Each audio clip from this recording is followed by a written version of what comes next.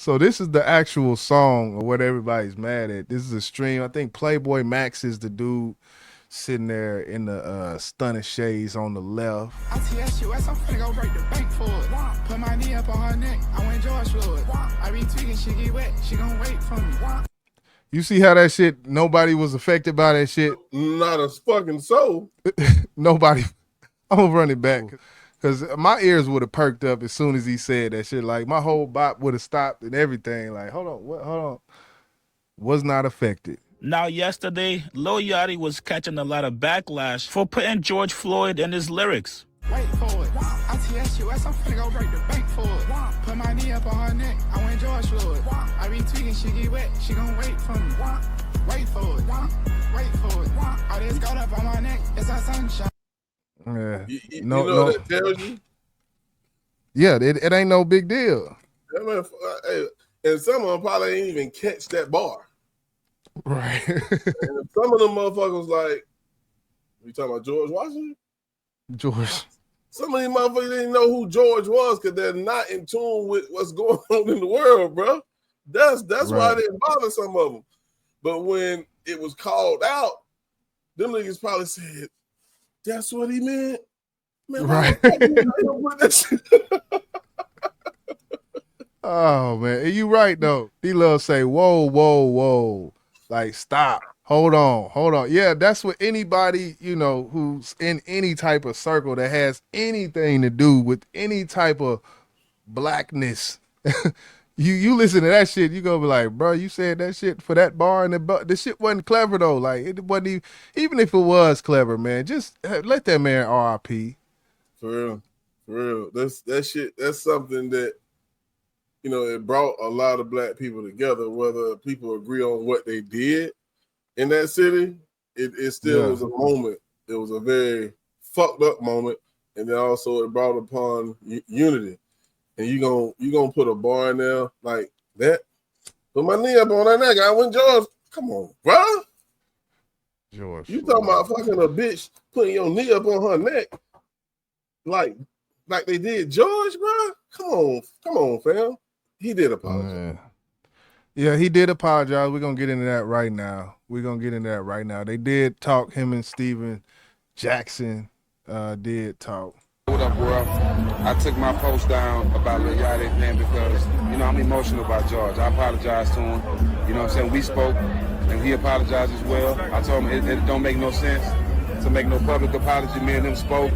You know what I'm saying? He understood, and he understands the outrage. Yachty's a smart individual. That's why he's been so successful. You know what I'm saying? I disagree. I do think he should do the public apology. That's just how I feel. Agreed. Yeah.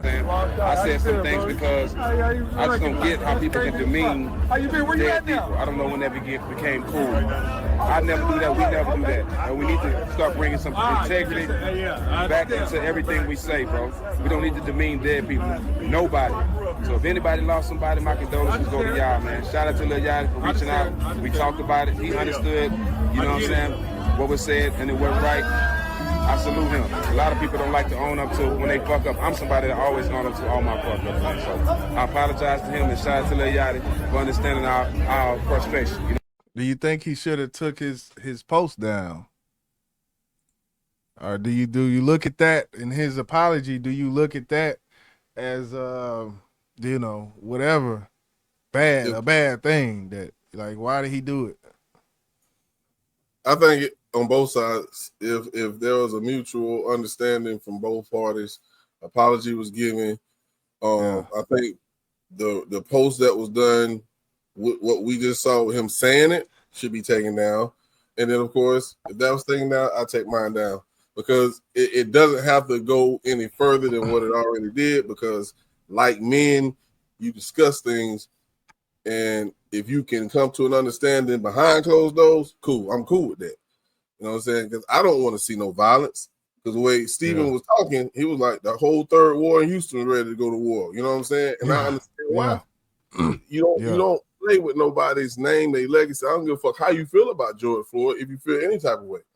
But you don't disrespect a dead person. And that's one thing this new generation has to understand. That's one thing that my generation will never tolerate, bro. Never. We don't want to go to war with our youth, but if you want war, that's do it.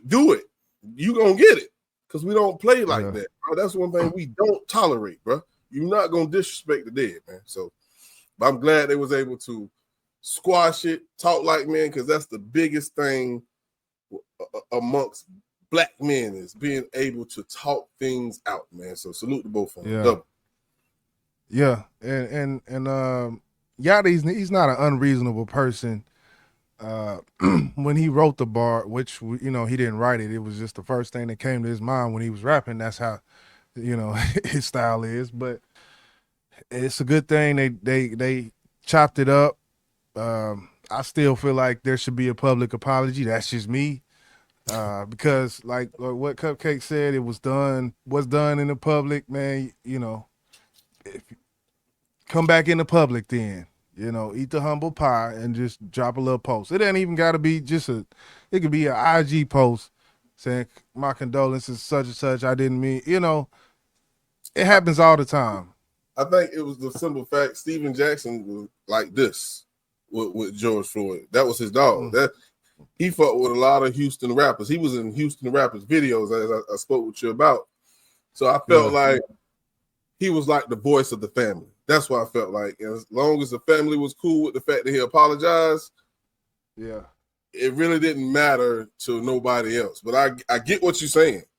And I don't think he would have had a problem giving a public apology. I think Steven probably told him, you ain't got to say no more about it. Me and you talked about it, leave it at that. It's done, right. And if he wanted to, he still could have. I don't think that would have bothered Steven for doing so. He probably would have gained a little bit more respect from it. Yeah. I mean, the most reasonable thing would be that they didn't even have to talk, and he apologized before they talked. But but yeah, these live streams, man, it's a whole different world. These live streams, because he was just sitting up playing music, snippets of music that he recorded, and this shit. Better he played it here and just nip the shit in the bud and release it on the album. And just to tell you how serious it is when you speak on the dead. It's like, you remember we was listening to who that was, and they made a bar. I think that was Arsenal when he said something about I don't dice with niggas. Look what happened to Takeoff. I took that. I didn't like that. You know what I'm saying? But then again, I was like, okay, he's one of those type of rappers. I don't really think he meant it in that way. But when you're speaking on the dead, make sure you be careful on how you say their name, bro. Yeah. You know what I'm saying? In any context you say it, because like you said, Arsenal the Rebel, he said, that's why I don't even dice with niggas. Look what happened to Take, So even in that set, even in that context, is a much different context. Right. But even in that sense, someone who is a family member to this man, like, hey, don't even speak on that, cuz. Don't even touch it. Don't even touch it, cuz.